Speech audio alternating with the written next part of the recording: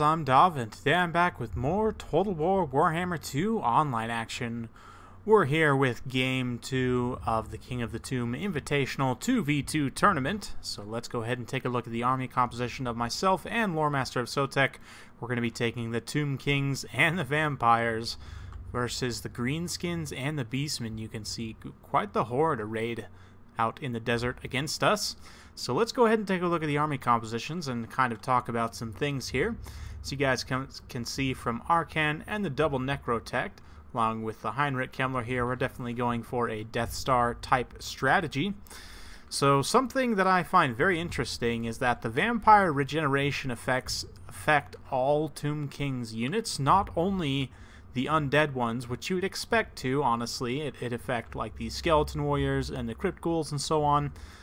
But it also affects constructs. So we've brought my triple construct build with Arkhan here and the double Necrotech, along with Heinrich Kemmler, a corpse cart, and a mortis engine for maximum healing. Of course, Heinrich Kemmler has the Chaos Tomb Blade here, if we go ahead and take a look, which gives an AoE, healing effect and +5 melee attack as long as he is in melee. Very powerful ability. You combine that with the Vigor Mortis, which is also affecting all units in this pocket here with +5 melee defense and melee attack. Plus, My Will Be Done is an additional +5 melee attack and defense. So all the units in this pocket here in this tight little Death Star are going to be getting +10 melee attack and defense and several stacks of different regeneration effects, including Arkhan's Tomb Blade himself, and the constructs at least can be healed by the Necrotechs. In terms of the Necrotech's abilities, we've got the one for the missile resistance, and I believe that is pretty much it, since we are facing up against the Greenskins. You know, the Gobbo firing squad's a real thing, so I definitely wanted to have that missile mitigation. In terms of the rest of the army, we've got Graveguard with great weapons in the center pocket, and a regular Graveguard sword and board out to the flanks. One of them is the Sternsman. Front line is 3 zombies. We've got 5 skeleton spears in the back with 2 crypt ghouls. We've also got a Casket of Souls for that additional magic and the artillery attack. We've also got Chillgeist and the Varix Reavers and 1 unit of Fell Bats. That is everything. So let's go ahead and take a look at the horde arrayed against us. We've got a Greenskin player here. He's got a Night Goblin Great Shaman here. Or sorry, just a Goblin Great Shaman on the Wolf. Itchy Nuisance and Gaze of... what is that? Gaze of Mork? Or... I forget this one. Vindictive Glare. That's it. Just to proc that Sneaky Stealin', I would imagine. He's also got a Goblin Big Boss for a bodyguard. 2 Spider Rider Archers and 2 Wolf Rider Archers, one of which is the Mangy Marauders. We've got the Arachnarok Queen, 2 units of Black Orcs, 3 Savage Orc Biggins, one of whom is already taking fire from that Casket of Souls. And that's it for the Greenskins. For the Beastmen here, we've got a core of Gore Herds with a Best Gore Herd in the Sweeper. We've got a Bray Shaman, a Lore of Beasts with Morkur the Shadowgave, 2 units of Ungor Raiders, 2 Minotaur with great weapon here, 1 unit of Ungor Herd, 2 Centaurs with great weapons, another Ungor Herd out on the far side. I believe that is everything. I may have missed a unit here or 2 here, like these 3 nasty skulkers out to the side, but you guys get the idea. Let's go ahead and kick things into full gear, and we'll watch what happens. So the idea here is we've got to draw our opponents into us. Thankfully they didn't bring any Cygors or anything like that, so we're going to be able to take advantage of this Casket of Souls. It does deal magic damage, so we want it targeting onto the Savage Orcs, because of course they have anti-large bonus, pretty heavy weapon strength, and they also have physical resistance, so that's going to be going straight through with those magic attacks. So far doing some pretty decent damage, taking down almost 20 unit models already, so pretty solid overall. You can see they're trying to get a full surround, as we have deployed in a very Death Star-like tight pocket here, at least for a 2v2. So they're going to be getting a full surround with the Beastmen on this side and the Greenskins over on this side, which is exactly what you want to do here. And in this situation, they want to just delay the engagement as long as possible. Since they have short-range superiority, they just want to pull up with the Spider Rider Archers, the Ungor Raiders, and other ranged units and just start unloading onto this corpse cart, which is exactly what they're doing here. Corpse Cart doesn't have a lot of armor and is one of the regenerating units helping this Death Star keep afloat. So if they can take it off before the battle really gets underway, then, you know, they're going to be able to negate that much more healing. Granted, they do have that, plus the Mortis Engine, plus Kemmler and Arkhan himself. You would need to prioritize taking out those targets first before you start dedicating DPS onto these constructs. Otherwise, you're going to end up sinking all of your ammunition and, you know, DPS into these constructs, which are just going to be perpetually healed by all the units in this pocket. So, yeah, we'll go ahead and just watch here. Greenskin player maybe jumping the gun a little bit here, engaging on these Sternsmen. We're going to chase him off with this Necrosphinx here. And yeah, the Ragnarok Queen definitely does not want to stay and fight that Necrosphinx, taking some damage. And we are dropping the Bound Spirit Leech from the Hero Titan. We're also dropping continuous Spirit Leeches from Arkhan himself. Overcast for the additional range on this Gabo Great Shaman here. You can see another one going off, trying to snipe out the leadership of the Greenskins early on so that they have leadership issues. We've got a pitched engagement over on the far side. These Varix Reavers and Chillgeist pulling away, not wanting to fight these Minotaurs with great weapons and Centaurs. Very understandable, but looks like they're going to get a little bit caught up here. Now the Chillgeist coming in for a countercharge, potentially going to be terror routing some of these units off the battlefield. They are slowing them down at the very least. The Varix Reavers, of course, have regeneration, and the Chillgeist, being ethereal, will take relatively little damage.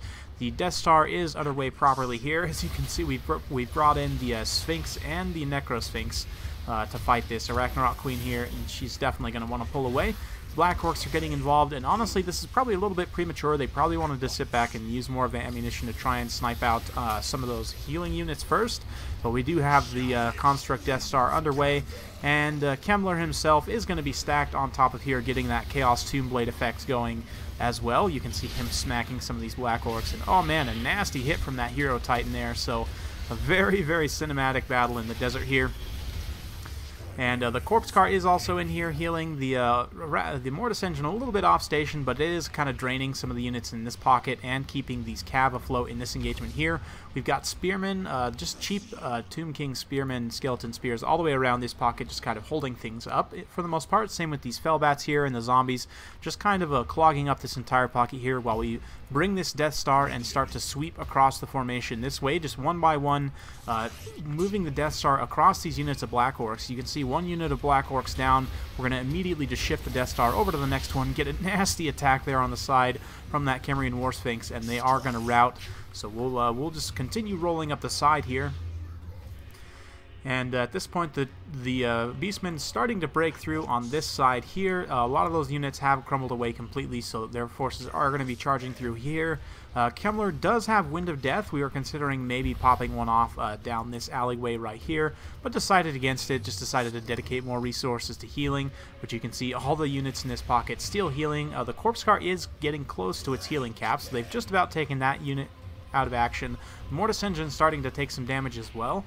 The issue is, though, these constructs are all completely healthy, as is Arkhan himself and Heinrich Kemmler.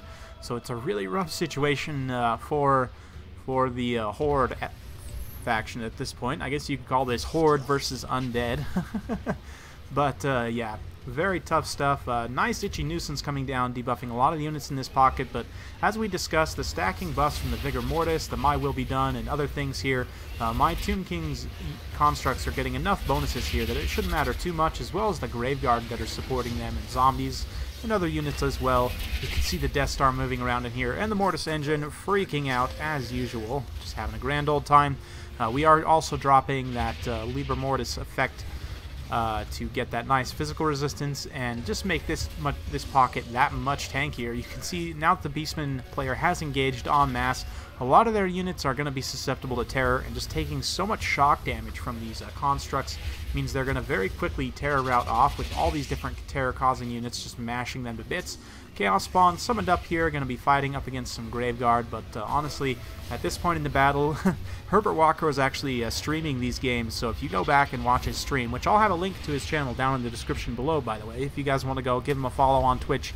He streams Total War Warhammer and multiplayer, really nice guy, a very game opponent, and I honestly feel a little bit bad against bringing this degenerate of a build against him, but you know, this is kind of what I think the intention was with the 2v2 tournament, is to find these kind of crazy arguably super overpowered synergies. You can see Krell's been summoned up here. He's going to be getting directly on Morgr and taking him off the battlefield, so just a beautiful, beautiful battle, all things considered, despite the fact that this is not the nicest thing to do to someone, I would argue. Nice Flock of Doom there, just getting a ton of damage on all of the units in his pocket. The issue is there's just not enough single target DPS at this point to take down all the constructs. You can see the Ragnarok Queen is going to take a lot of damage here, and they are going to make a push to try and goon this Necrosphinx that's caught a little bit out here, but we're going to pop the Restore, and you can see the green tide kind of rolling up on this thing as the Ragnarok Queen holds it in place here. We're going to get the Death Star rolling over potentially, or else a lot of these units are just going to rout from army losses. You can see Terror is becoming a pretty severe issue for a lot of the Beastmen and Greenskin units. Once the Terror route starts, it's going to just spread really, really rapidly, and the fact that there's multiple, leadership debuffs here, damage taken, potential loss of leadership units. I'm not sure what happened to Morgr after Krell got a hold of him. I don't see him anywhere around, so I'm assuming Krell did him in. But yeah, it is going to be victory for Team Undead. So very well played to our opponents. Hope you guys enjoyed watching this battle. As I said in the last battle, Turin is going to be casting these eventually on his channel as well. But I figured you guys would want some, I guess, sneak peek early access. So very well played. Fun battle. Super nice visually, but not the nicest thing to do to someone. Again, I feel a little bit bad, but I mean, this is what the 2v2 tournament is all about, is finding these kind of synergistic builds. So in terms of what we brought here, Arkhan himself and the constructs all completely healthy, which is the intention. We got some nice kills on the Casket of Souls before it was taken down, and the Skeleton Spearmen died rightly for their cause, as they should. For Loremaster, the Graveguard did very well for themselves, racking up quite a few kills and some XP chevrons. Varix Reavers also did very well. Chill Geist a little bit underwhelming, but the Mortis Engine also tearing up a lot of damage, just perpetually draining all the infantry and other, multi-model units in that pocket, while the constructs just kind of mash everything to bits. You can see my constructs all got XP chevrons for the work they did. For our opponents here, yeah, just pretty rough situation all around. But these two factions in particular, I think, are the two factions that would be most susceptible to a build like this, because they don't have fire damage.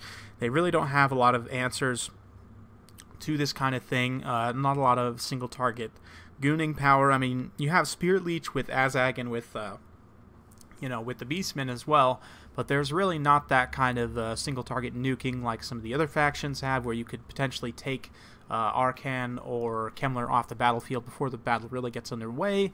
And yeah, it's just a tough situation. So let me know what you guys think in the comments down below. Hope you guys enjoyed watching. If you like this kind of content, like and subscribe. I'm keeping it coming with more Total War Warhammer 2 content every single day, so stay tuned for more, and we'll see you next time.